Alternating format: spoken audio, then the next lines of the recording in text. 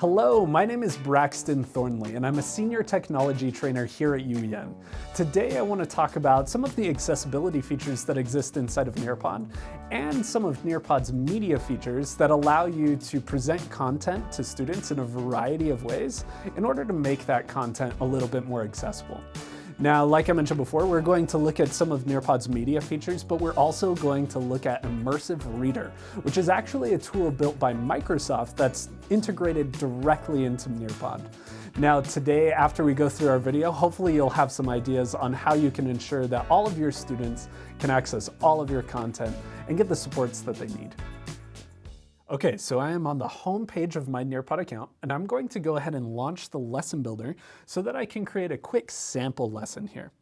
Now, as I'm pulling this up, one of the main things that we're going to look at is how we can add content to just a blank slide that makes it available for Immersive Reader to work inside of Nearpod. So I have this blank slide here, and I'm just going to title this sample, and I'm going to put in some sample text here.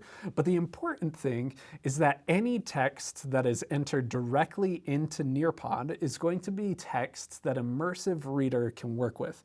And again, I'm going to show you what Immersive Reader looks like in just a moment, but it's important to know that you have to enter the text. It can't be an image, and it can't be imported.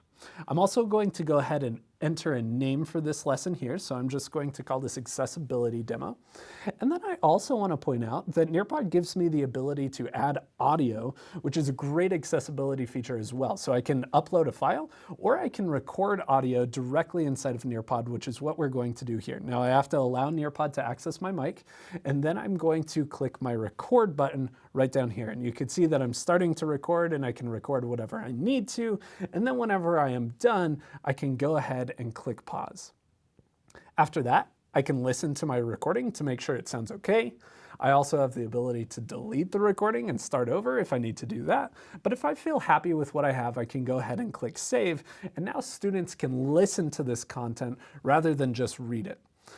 Additionally, I'm going to go to Add New, and I want to just highlight the fact that Nearpod has a variety of media features, and these media features can be used to illustrate content to students in a variety of ways, which also helps with accessibility.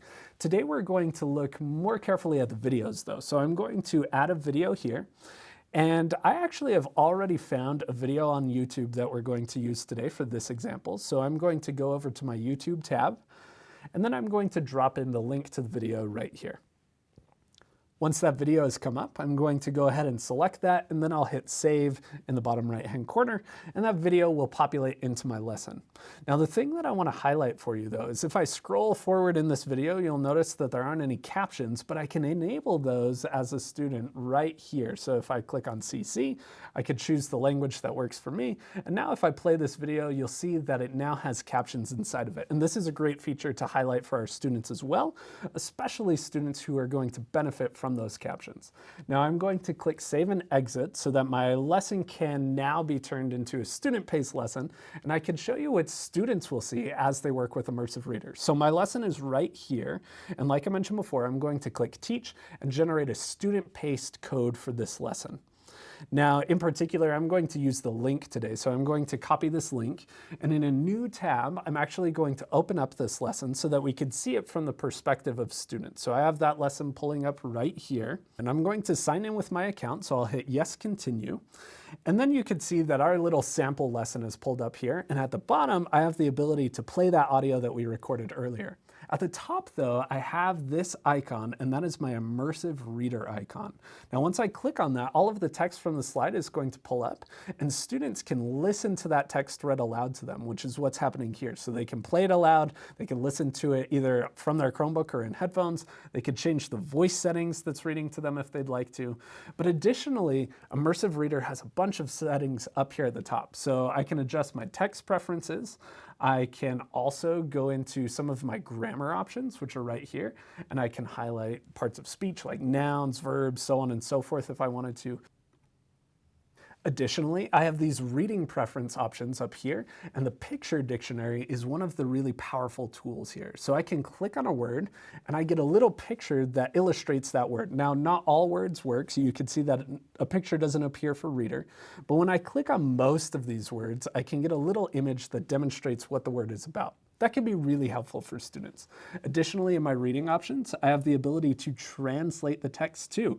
And there are so many languages for me to choose from here, but today I'm just going to select Spanish. And by default, Immersive Reader will translate by word, so I can click on the word and see the translation.